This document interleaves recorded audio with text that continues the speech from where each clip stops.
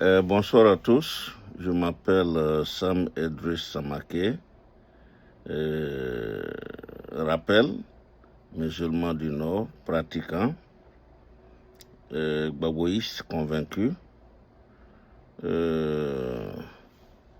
La Côte d'Ivoire traverse une période très cruciale de sa vie en tant que nation.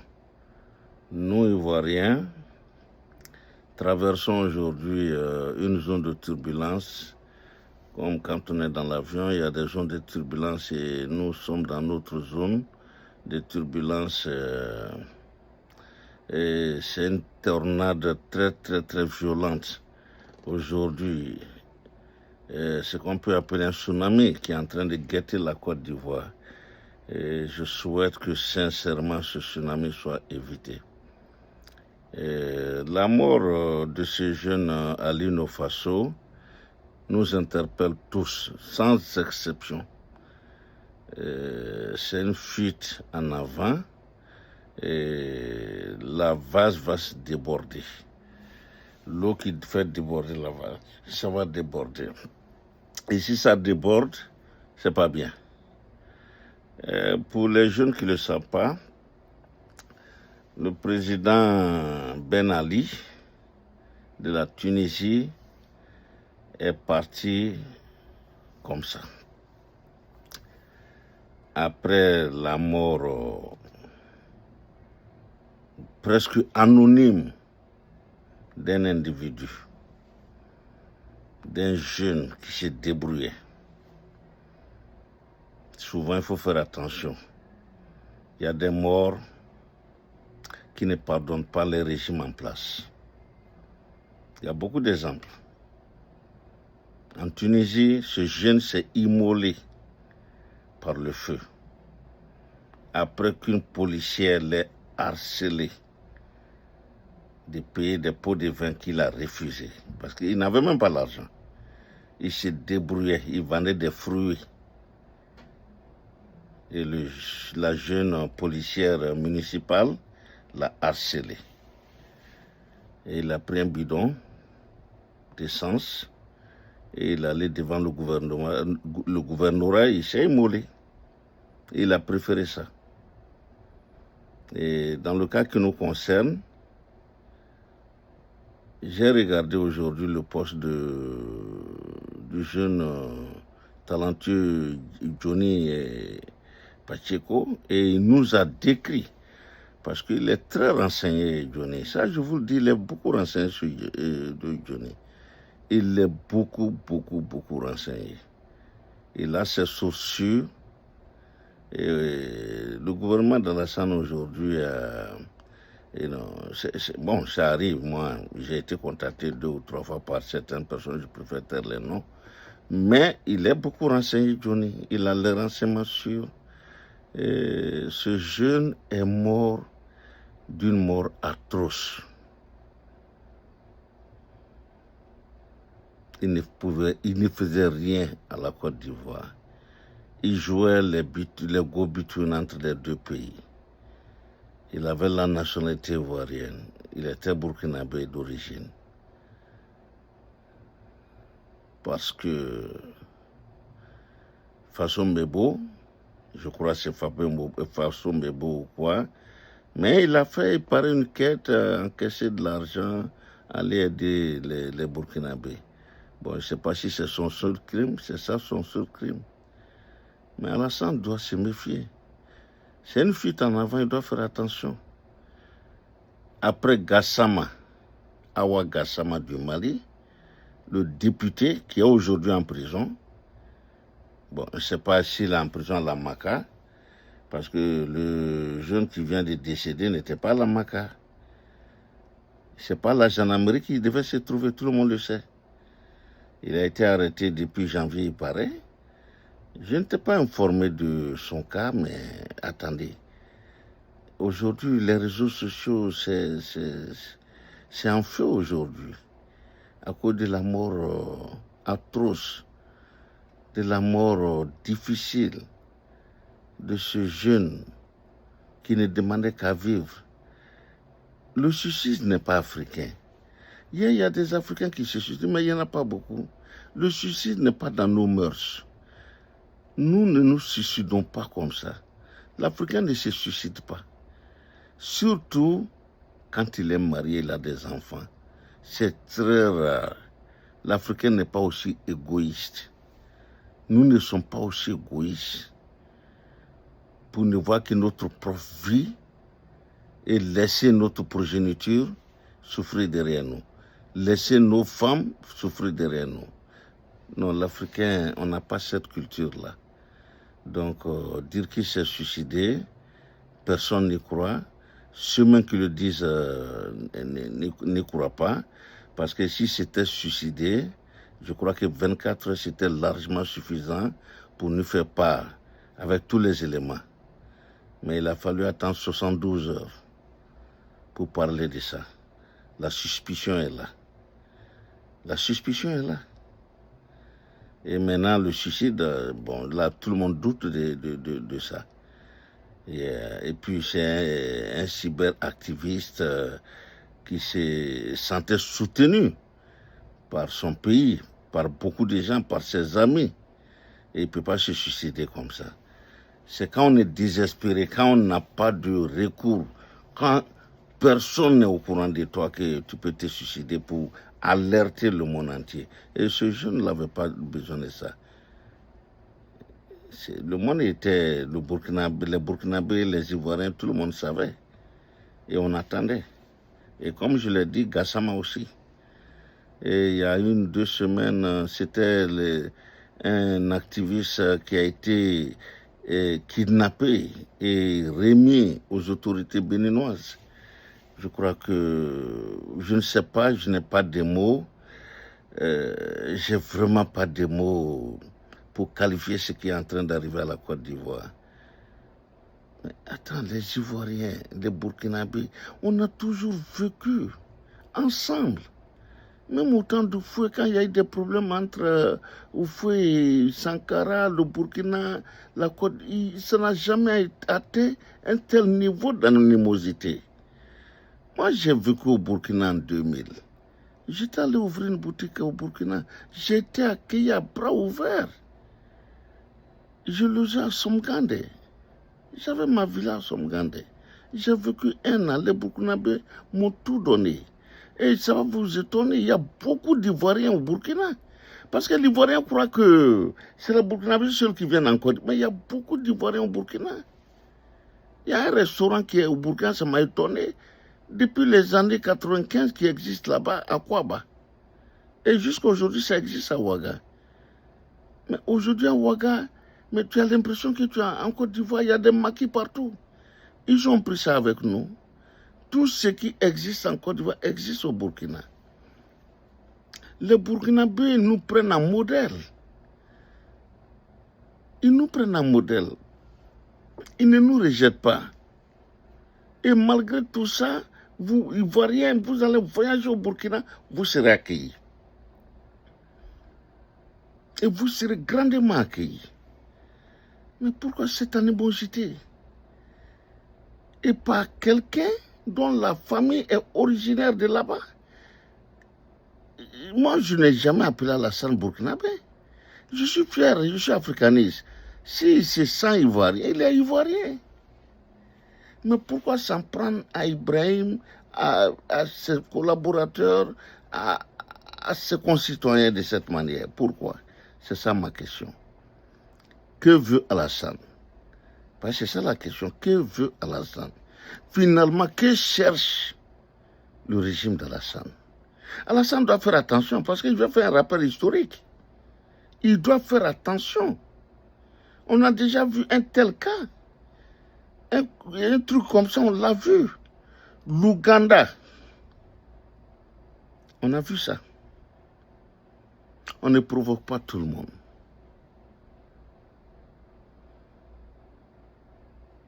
On ne provoque pas tout le monde. Idi Amin Dada a beaucoup provoqué la Tanzanie. Et vous savez ce qui s'est passé? Paul Kagame, c'est comme ça qu'il est venu au pouvoir. Quand il y a eu ce qu'il y a eu. Ils sont allés, ils ont poursuivi. C'est-à-dire, Idi Amin c'est-à-dire, attends, Alassane, c'est Idi Amin? Je fais ce rappel-là. Ils sont allés en Tanzanie, ils ont poursuivi les Tanzaniens. Ils les ont provoqués. Et la Tanzanie est venue. Et puis bon, voilà. C'est ainsi que Kagame est venu au pouvoir.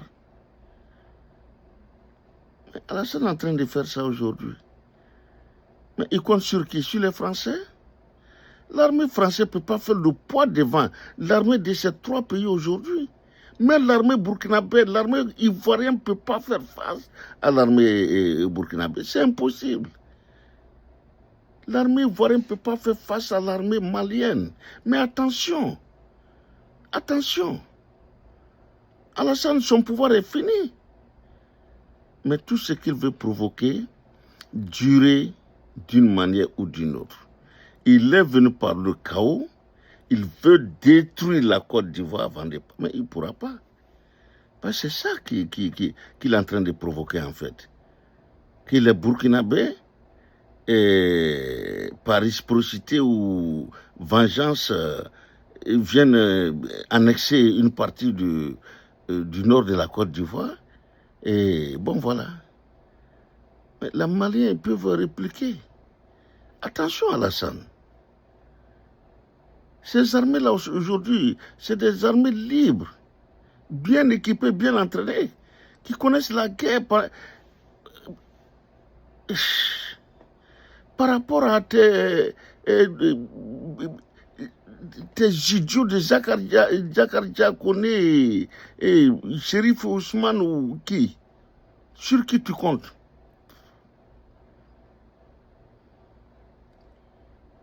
La Sénat Doumbouya? Mais c'est un intellectuel, ce petit-là. Il ne va pas se mettre en train de faire ça. Ce n'est pas aujourd'hui qu'il va accepter d'aller en guerre. Il sait les conséquences de la guerre, ce général. Il est différent de ceux qui t'ont porté au pouvoir, les vécus et autres. Et j'ai dit quelque chose. Alassane ne le sait pas. Ceux-là aujourd'hui veulent vivre de leur argent, de ce qu'ils ont amassé. Ils ont cassé la BCA de Korogo, des mains, de Bouaké. Ils ont encore ce pactole avec eux. Plus ce qu'ils engrangent depuis qu'ils sont là. Ils ont marié 2, 3, 5, 6, bon, on ne sait pas le nombre de leurs enfants, de leurs copines. Mais ils ont envie de vivre. Ils ont plein d'enfants aujourd'hui, ces gars-là.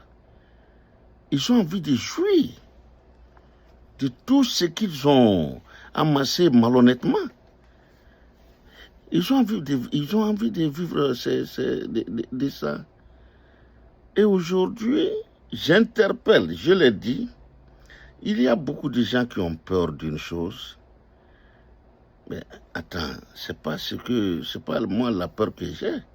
Si Alassane arrivait à faire ça, j'ai dit que j'ai peur pour la vie de Gbagbo. Thiam n'est pas là. Ils ne sont pas encore nombreux. Mais j'ai beaucoup peur de la vie de Gbagbo. Parce que prendre la vie de Gbagbo aujourd'hui, cela va libérer Alassane. Il a envie de ça. Peut-être qu'il en a peur un peu, mais si l'occasion lui était donnée, il n'hésiterait pas. Ça, je vous le dis. J'ai beaucoup peur pour Gbagbo. J'ai beaucoup peur pour le président Gbagbo aujourd'hui. Et depuis un certain temps, je vous le dis. Et avec ce qui vient de se passer, l'assassinat de ce monsieur, l'emprisonnement de Gassama Awa,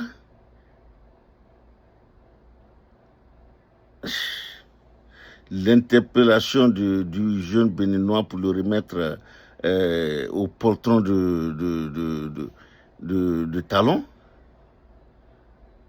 il y a de quoi avoir peur.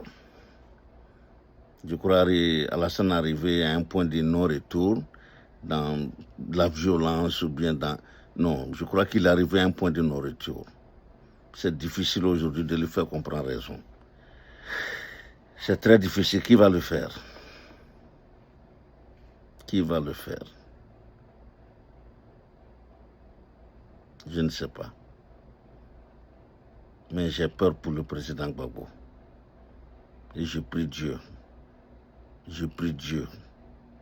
Que Dieu nous protège tous. Qu'il protège le président Gbagbo et les Ivoiriens. Qu'il nous protège tous. Dans l'opposition, il y a des gens...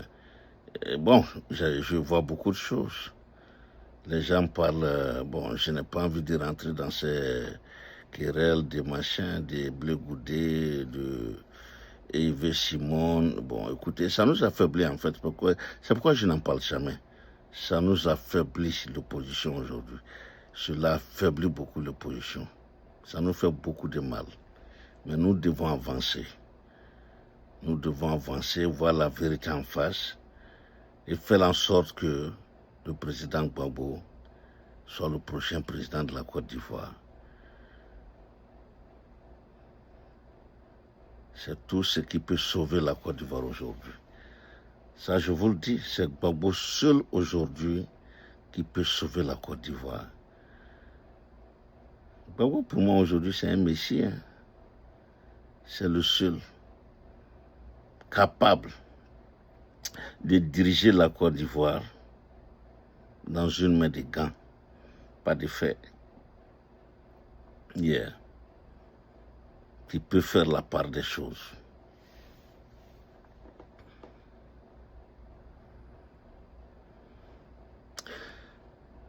La manifestation du 2 août, j'ai des sueurs froides déjà.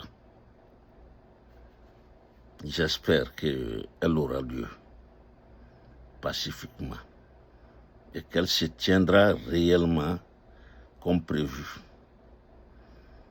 Et que les tenants aujourd'hui, la fiole, Ténébrahima, saura faire preuve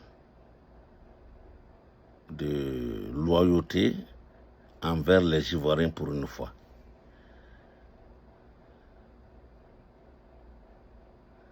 Je l'espère. Je l'espère beaucoup. Nous espérons beaucoup, nous plaçons beaucoup de hope. Nous plaçons beaucoup d'espoir dans cette manifestation qui va regrouper tous les Ivoiriens de tous les bords. Mais faites attention. Faites attention. La Côte d'Ivoire des années 2000 est différente des années 10, qui est différent aussi des années 20, des 15 et 20. Aujourd'hui, la Côte d'Ivoire n'est pas ce qu'elle était. Et je veux que les gens d'en face comprennent que la peur a changé de camp. Quand vous acculez quelqu'un, il arrive au mur, ou bien il arrive à s'adosser à un grand arbre, il ne fuit plus. Qu'advienne que pourra. Il attend. Et là, il va puiser dans ce dernier retranchement, ces dernières énergies pour se défendre. Et c'est là que nous sommes aujourd'hui. Et Alassane doit faire attention. Trop, c'est trop. Trop, c'est trop. Il n'avait pas besoin de faire disparaître ce monsieur de cette manière. La gendarmerie n'est pas une prison pour un prisonnier politique, pour un activiste. Non, pas du tout. Qu'est-ce qu'il faisait à la gendarmerie? Est-ce que le procureur ivoirien peut expliquer ça? Qu'est-ce que ce monsieur faisait au sein de la police?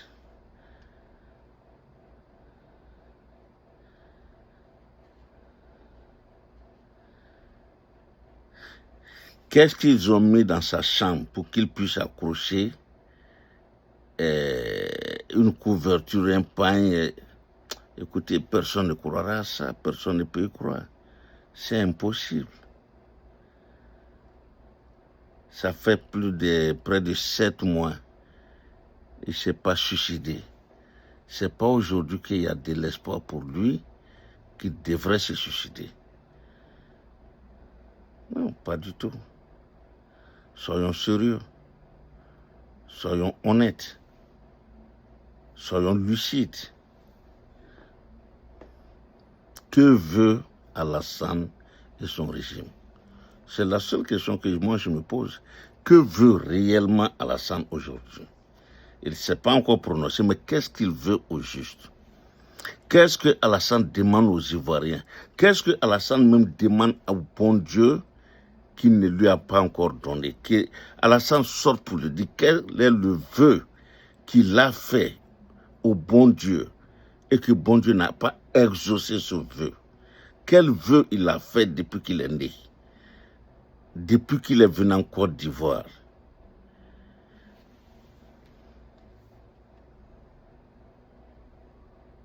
C'est nous les nordistes qui avons créé ça aujourd'hui.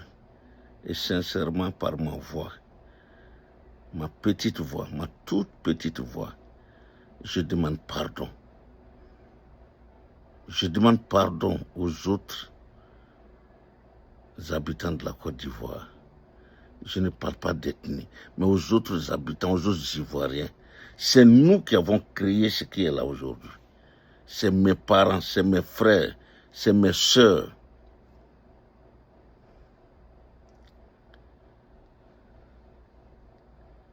C'est nous qui avons créé ça. Et aujourd'hui, nous en avons honte. On est nombreux aujourd'hui à avoir honte, hein. Ça, je ne vous le cache pas. Yeah. Je ne vous le cache pas. Yeah. On est nombreux aujourd'hui. Qu'est-ce qui nous a amené à ça? C'est très simple. Je le répète et je vous le redis. Faites attention au lavage des cerveaux. Nous avons un lavage des cerveaux unique en son genre. Ils ont fait comprendre, Alassane a fait comprendre à nos parents qu'ils venaient les venger de toutes les frustrations du régime du fouet. De toutes sortes de frustrations, leurs frustrations personnelles, tandis qu'ils n'avaient pas réellement de raison de le faire. Ils n'avaient pas de raison. Mais je vous prends le cas de nous qui sommes nés à Aïcha, Gagnoua, Daloa, San Pedro, et Boafli. Attendez, quelles raisons nous avons pour nous énerver contre le pouvoir du fouet et avoir des frustrations contre le pouvoir du fouet? Les régions d'où nous sommes venus, Korogo, Odéné, Bouna, mais là-bas, vous n'avez pas les ressortissants de ces pays. Ils ne sont pas venus là-bas. Pas du tout. Ils ne sont pas venus nous envahir. Mais là, bon, ça c'est un autre débat. Je reproche au fouet de n'avoir pas cherché à faire quelque chose pour ces gens-là. Par exemple, la NACAR d'aujourd'hui qui est venue, c'est venu tardivement. Les Blancs nous ont fait comprendre que le blé ne pousse pas là-bas, c'est faux. Le blé pousse là-bas. Nous avons les mangues, nous avons le riz. Je crois que sur ce côté-là, Oufoué a fait une erreur hier. On était un peu marginalisés, ou du moins, nous étions... Ce côté, la frustration est venue de là. Et je veux que les gens le sachent aussi. Du fait que c'est notre région, Odéné-Korogo, et par extension, Burkina, Mali, Guinée, qu'on allait chercher les travailleurs pour la Basse-Côte. Et la Basse-Côte, c'était à partir de Yamsouk, enfin, à partir de Bouaké. Donc, jusqu'au tout le reste de la Côte d'Ivoire. C'est nous qui étions chargés de travailler dans ces plantations. Donc, nous nous sentions frustrés. Nos parents se sont sentis frustrés. Ils se sont sentis rejetés, en fait, du développement. Et c'est sur ça qu'Alassane vient dire que rattrapage ethnique, rattrapage régional, machin. Écoutez, quel rattrapage régional? Ils pouvaient le faire sans utiliser nos parents à cette fin, à ce dessein, pour son propre plaisir, pour lui seul, pour son pouvoir à lui, pour son pouvoir il veut être empereur, il pense qu'il est empereur, pour son pouvoir d'empereur. Je m'excuse beaucoup, c'est des vérités, il faut dire. Donc, nos parents étaient frustrés. Et ils ont eu un lavage de cerveau. Et puis, bon, vous voyez, l'Africain, après ce lavage de cerveau, c'était difficile pour qu'ils reviennent en arrière. Et ils n'ont pas été aidés par les intellectuels. Et le plus grand des intellos qui était le plus nanti, c'était Lamine Diabaté. Et j'ai regardé le discours de Lamine. C'est Lamine qui a fait dans la salle un ressortissant d'Odjiné par sa mère. C'est Lamine Diabaté qui l'a fait.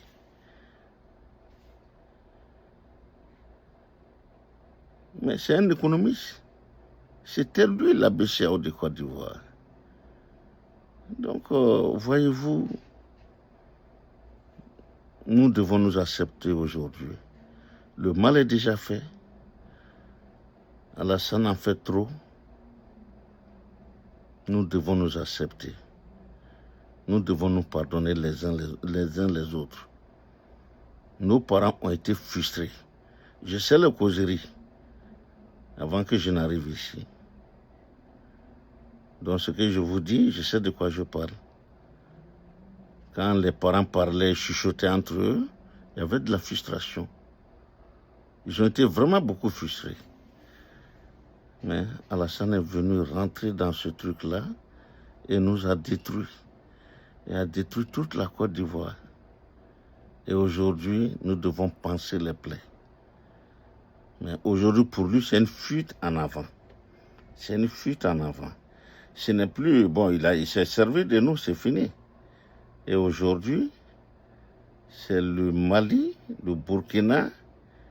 Il veut mettre les Ivoiriens de ceux-là en guerre. Mais cette guerre-là, je ne la souhaite pas. Parce que lui s'est sauté les murs. Il s'est sauté dans les petits bateaux pour aller à Sydney, prendre un avion ou bien aller au Ghana et un avion à Mougins. Lui et sa famille.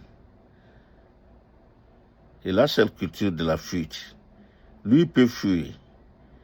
Il a cette culture. Mais nos parents, où ils vont aller? Les parents qui sont à Bobogar, où ils vont aller? À Yopougon, où ils vont aller? Mes parents sont ici. Ils vont aller où? Alassane, il n'ira pas au Burkina. Il ne restera pas en Côte d'Ivoire, mais il va aller à Mougins.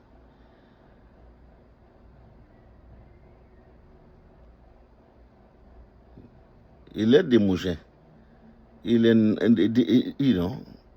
de nationalité française aujourd'hui. Il s'en défend. Est-ce qu'il a renié sa nationalité? Bon, je ne sais pas s'il a été américain, parce qu'il a été. Est-ce qu'il a renié? Personne n'a vu les preuves. Et aujourd'hui, c'est lui qui déçoit, c'est lui qui dit qui est ivoirien, qui n'est pas ivoirien. Il ne pense pas à son propre caisse. Quand il disait que son grand frère Gauchou est ivoirien et lui n'est pas ivoirien. Et aujourd'hui, Thiam n'est pas ivoirien, mais son grand frère Augustin Thiam est ivoirien. Quelle aberration. Quelle stupidité. Quelle stupidité. Et c'est un gars comme ça. Attends, moi en fait, mes frères qui n'acceptent pas ma position, je les comprends. Moi, je suis un homme cultivé, très cultivé. Eux ne le sont pas. Eux, ils sont restés moutons. Et je leur souhaite du plaisir. Quand le président Gbagbo viendra, c'est ma frère Djoula, ils viendront faire comme si eux-mêmes ils étaient là avant moi. Voilà, ils vont même me mettre à côté et puis ils vont se placer devant Gbagbo. C'est nous qui avons envoyé notre fichier pour te féliciter, pour te soutenir. Il n'y a pas de problème. Ce jour arrive. Je veux qu'ils en profitent bien. Ce jour arrive. Donc je me résume. Le pouvoir d'Alassane est venu dans le sang.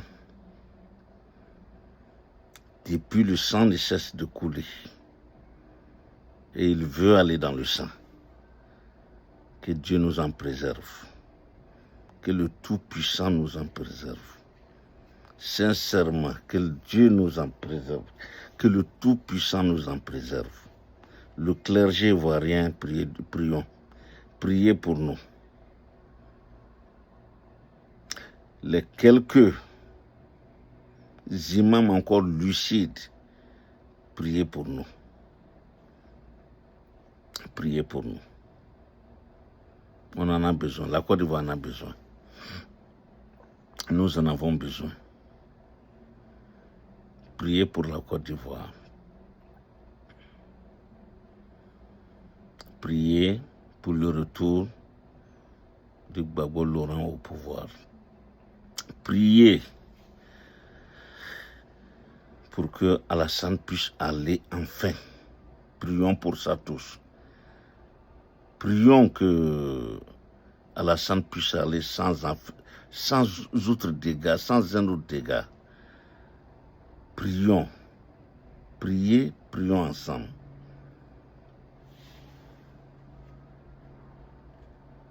Et pour ceux qui pensent que il n'y aura pas de match retour, il n'y a pas eu de match aller. Il n'y aura pas de match retour. Pour ceux qui pensent que Gbagbo n'est pas de la trempe des vengeurs. Gbagbo ne se venge pas, il va se venger de qui? De ses frères. On choisit ses amis, on ne choisit pas ses frères. Nous sommes ses frères. Nous sommes les frères de Gbagbo. Mais Gbagbo, c'est le plus ivoirien que nous tous. Sa femme, lui, il est bêté, sa femme vient de, je crois, Bonois. Et aujourd'hui, il a une femme qui vient du Nord. Mais il a un enfant dont la mère est blanche. C'est un multimporte, Gbagbo. Mais ce n'est pas un tel gars qui va venir faire de la discrimination, la xénophobie, trier entre ses frères. Yeah. You don't have time for that. Yeah, that's not Gbagbo. Gbagbo n'a pas ce temps-là. De venir non, il n'a pas ce temps. C'est pas un xénophobe. Si sa sœur Janet n'était pas sortie, je crois il y a 2 mois, je n'aurais pas su que Gbagbo avait une relative aussi proche. Depuis qu'il est venu en politique, il épargne les Ivoiriens de sa famille. Il a fait les 2 ans, personne. Même son fils, il n'a pas nommé quelque part, nommément comme ça, il n'a pas fait. Il doit chercher, il doit prouver, il doit venir se battre dans l'arène. Pourtant, il a fait la prison avec lui. Ce qui a son honneur d'ailleurs. Donc, moi, je défends Gbagbo pour toutes ces raisons. C'est un gars qui est pétri de très bonnes qualités. De toutes les qualités souhaitables pour un chef. Souhaitées pour qu'on soit chef. Gbagbo les a. Je suis honnête. Je suis sincère. Yeah. Je ne le dis pas pour faire plaisir à qui que ce soit. Je suis sincère. Ce monsieur-là, attendez, moi j'ai quel âge? Si je ne suis pas un griot, j'ai quel âge? J'ai 68 ans sonné. Je suis drépanocytaire. Alhamdulillah. Alléluia, j'ai eu cet âge-là. Je n'espère rien pour dire que non, pas du tout. Mais quand je revendique un poste de conseil, mais attends, je le dis, mais je n'attends rien du tout. Je suis aux États-Unis depuis 40 ans, j'ai travaillé. J'ai une très très très bonne retraite. Je m'arrête là. J'ai d'autres avantages ici. Donc je le dis parce que sincèrement, en tant qu'observateur politique, Gbagbo est le mieux placé aujourd'hui. Hier, nous avons été trompés. Mon ethnie a été trompée. Mes parents ont été trompés. Mais ils n'ont pas pu tromper tout le monde. Mais la tromperie était telle que l'immense majorité et les autres étaient obligés de se taire. Et c'est ça que je veux que ceux qu'on appelle Bushmani, Kobra comprennent. La majorité, l'immense majorité a été trompée. Mais dans cette majorité, il y a toujours une minorité. Et cette minorité n'avait pas droit à la parole. Tout compte fait aujourd'hui, il y a des gens autour d'Alassane qui ne sont pas nordistes. Il y en a plein qui ne sont pas nordistes. Est-ce que vous me voyez les vilipender? Non. C'est tout à fait normal. Parce que c'est ce qu'ils croient. Ça, c'est leur croyance. Il y a un philosophe français qui a dit, l'homme est ce qu'il pense. Et c'est la vérité. Tout être est le reflet de sa propre pensée. Donc c'est leur droit de choisir, d'être où ils veulent. C'est tout à fait normal. Mais n'enlevez pas aussi aux autres le droit de choisir. Yeah.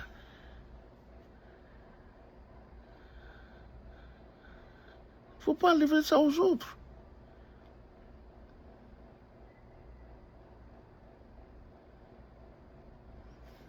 Donc moi je pense que nous devons aujourd'hui nous accepter.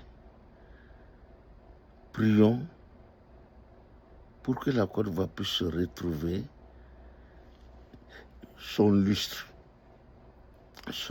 d'antan. Ça sera difficile, mais c'est possible. C'est très possible. C'est très, très, très, très possible.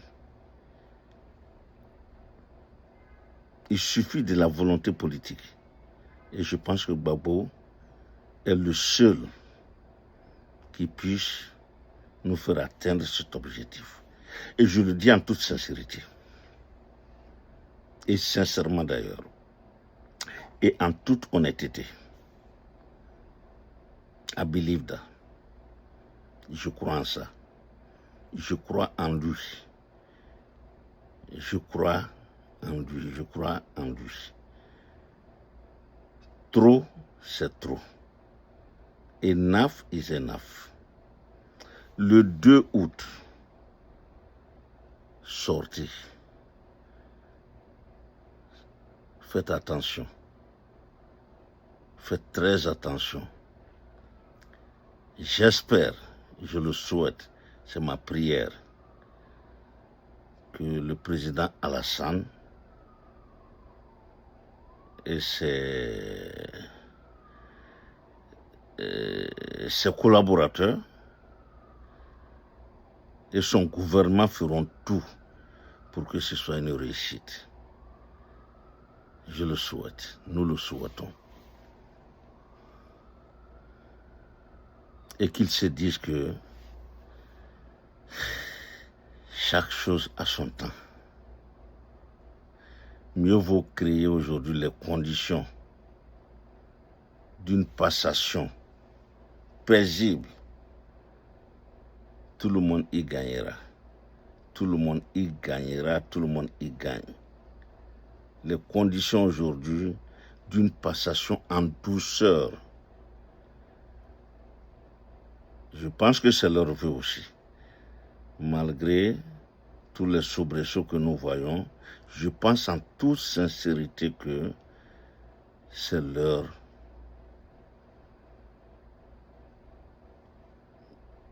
thinking aujourd'hui.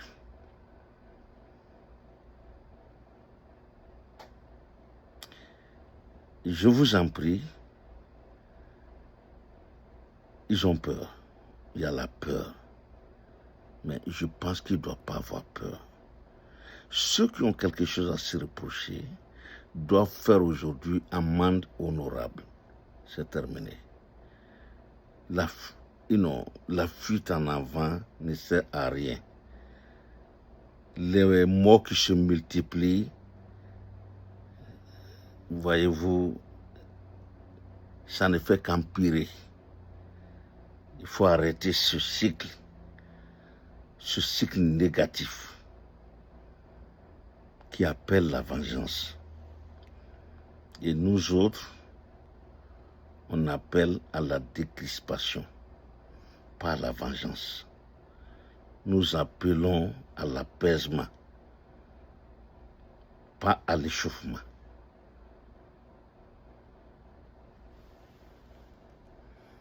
Ceci étant, partagez, likez